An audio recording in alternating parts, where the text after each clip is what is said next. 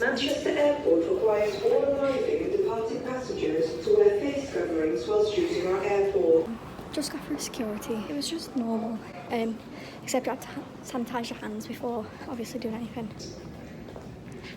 Face coverings are available sign, on arrival. that announcement is the first I've heard about social distancing since I've been here, so.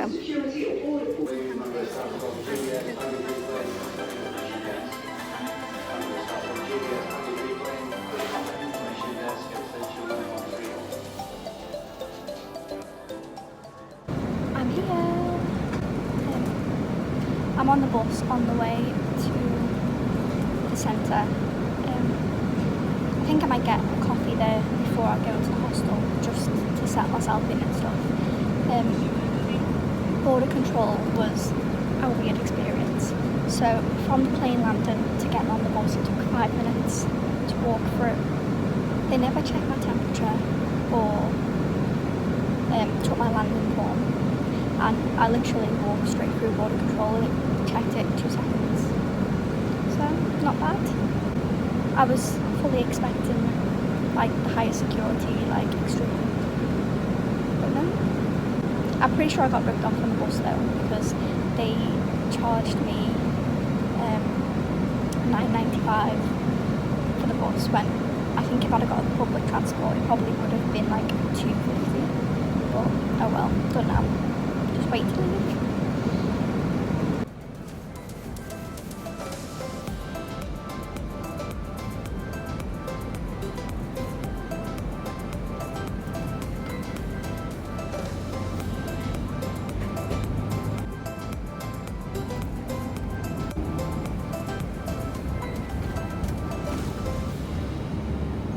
So after getting off the bus, I went to McDonald's, but then there was this really creepy guy who kept saying like weird stuff to me, but in Italian, so I had no idea what he was saying.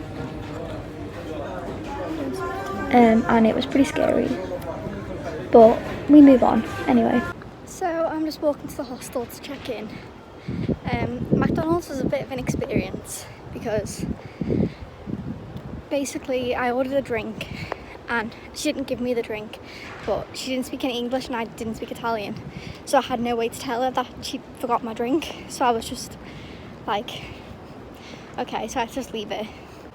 And then I was sitting down and a monk or whatever they're called came over, and he was like trying to speak to me in Italian, but obviously I don't speak Italian, but I assume it was Italian. I don't know what language it was, and I just had no idea what he was saying, but he wanted me to watch his stuff. So, but that's something that could probably only really happen in Italy, in Rome, I guess, because it's quite religious. I don't know. I'm pretty terrified. I'm not really feeling the most confident. I wanted a coffee at McDonald's because I thought a coffee might give me a bit of a boost and make me a bit more brave, but it hasn't because she forgot to give me it. So right now I'm just living life, about to check in. Yeah, we'll see. So pretty much as soon as I checked in, I met the girls in my room who were really nice, and we ended up going on a walking tour around Rome for the evening. God of many things. He's the God of the health, he's the God of the knowledge, and the God of the world. It's very dark at this time of the day, so I suggest you to enter in the time to see, to appreciate the colors. But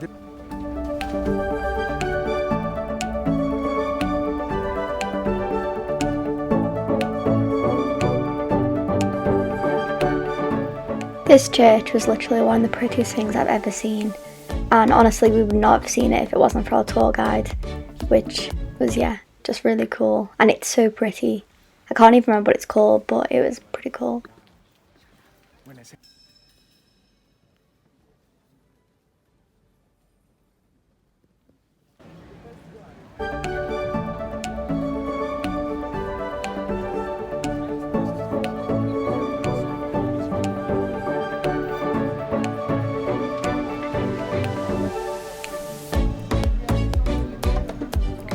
So the tour was a sunset tour, so it gradually got darker as we just walked around the streets of Rome with our tour guide, and then after a little while we kind of got hungry and our feet started to hurt, so we decided to have dinner at this little restaurant outside the Pantheon, which was literally like the most surreal thing ever.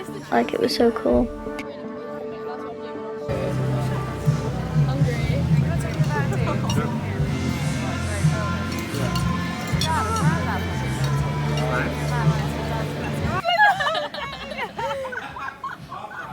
Somehow, James managed to convince the restaurant owners to let him go on the DJ booth for a little while, which I'm not really sure how that happened, but yeah.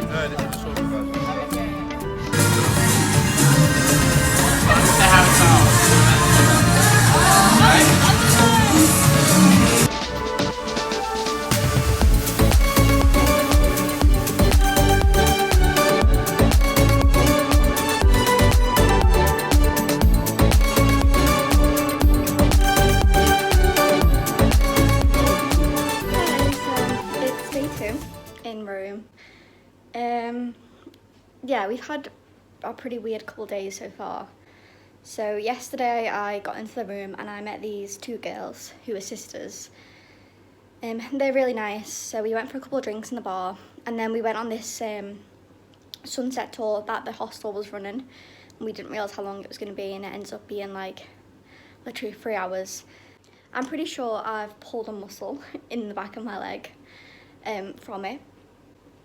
Because it was already starting to hurt anyway at the airport, and then obviously I think the walk didn't help. But yeah, so there's that. What else we do? So yeah, then halfway through the walk, we'd been to the Pantheon. We went to this basilica. I can't remember what it's called, but it was really pretty. And then we saw the Pantheon, we saw the Trevi Fountain, we saw Piazza Navona. I can't say any of these words, I don't speak any Italian at all. But yes, then we stopped for dinner at this little restaurant in one of the plazas looking out on one of the fountains in front of the Pantheon. So it was really pretty. I had gnocchi, which I've never had gnocchi before, but it was pretty good. Gnocchi and salmon with this like cheese sauce. So that's what I had yesterday. And then on the way back, we rented an electric scooter. And as we were riding it back, I fell over in front of the Colosseum. I fell over off the scooter in front of the Colosseum. And I went literally like flying. And I'm proper mortified. It didn't hurt at all.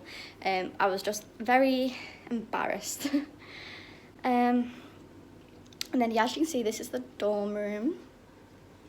So, yeah, it's pretty good. It's clean, and it's a lot safer. And we have like under the bed storage there. So it's not too bad. And I've just been to the shop. And I spent €22, which I think is quite a lot, personally. But there we go. I'm not gonna lie, I didn't really sleep very well. I just tossed and turned all night, and then I woke up at like 8 o'clock, which is really pretty early for me. But yeah, so it's been pretty good. It's definitely not as bad as I thought it was gonna be. I was completely terrified. Like, I remember sitting at McDonald's before I came here and being like, oh my God, what have I done? Because I was so convinced I was gonna hate it. But no, it's been fine. Later on, I'm going to the Colosseum, but my ticket is until 5, so I'm probably gonna get to the Roman Forum, like the Palatine Hill, probably around 3 o'clock. So I'm probably gonna, well, probably around 4, so I'll probably leave here at like 3. And I'm on the top bunk, which is not fun. I don't like the top bunk, but it is what it is. I'm reading this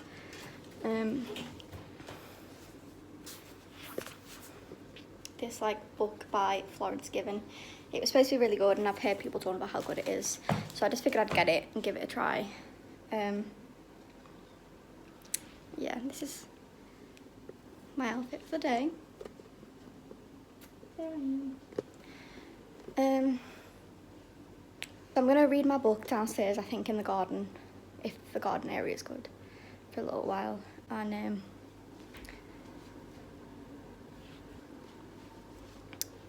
yeah.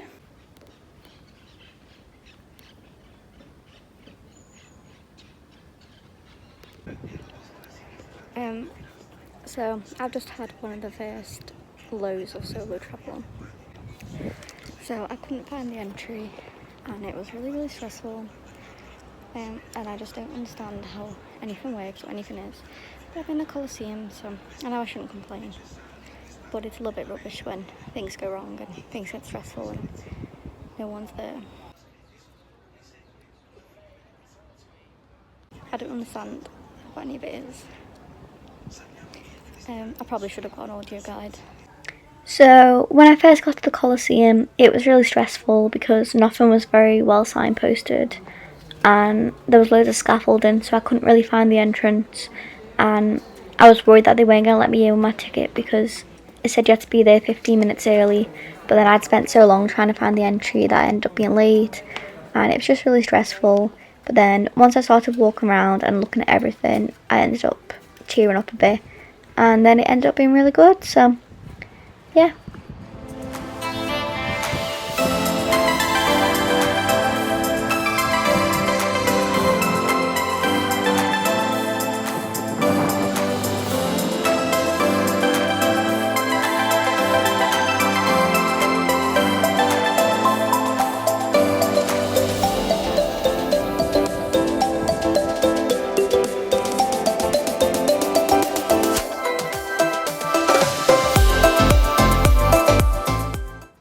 So, despite the initial difficulty of trying to find the entrance and getting really stressed and upset, I ended up having the best time at the Colosseum, and it was just such a surreal experience to be in such an old building where centuries and centuries of people have also been there. It was just such a crazy concept to me.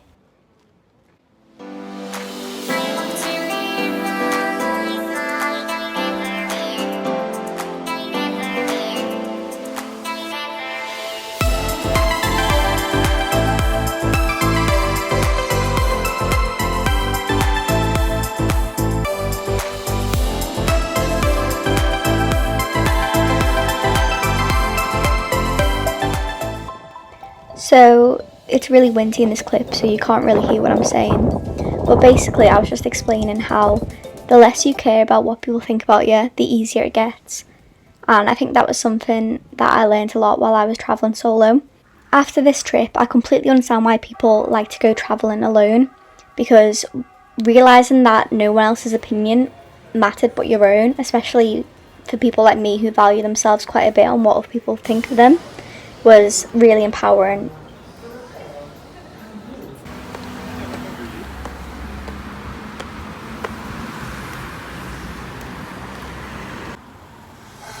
I can feel my body cold against the concrete, but I can't seem to get enough. My mind is fixed on what it wants. I just let you beat me, looks can be deceiving. Let you get the best of me, in bed with my worst enemy. This is a no-go, I just can't take hold. This is a danger zone, back up and get me home. This is a no-go, I just can't take hold. This is a danger zone, back up and get me. So put your hand in mine, follow me, let me waste your time. Set up, do some stupid shit. Take a seat, let me waste your time. So put your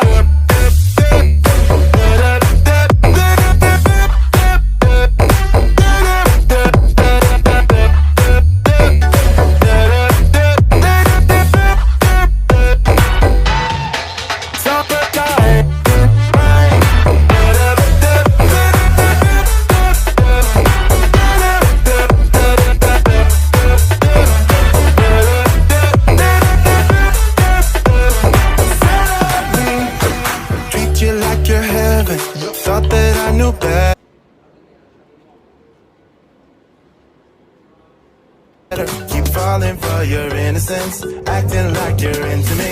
I know this is hopeless, moving in slow motion, trying to control my thoughts, but I can't stop our body talk. This is a no-go, I just can't take hold. This is a danger zone, back up and get me home. This is a no-go, I just can't take hold. This is a danger zone, back up and get me. So put your hand in mine, follow me, let me waste your time. Set up, do some stupid shit.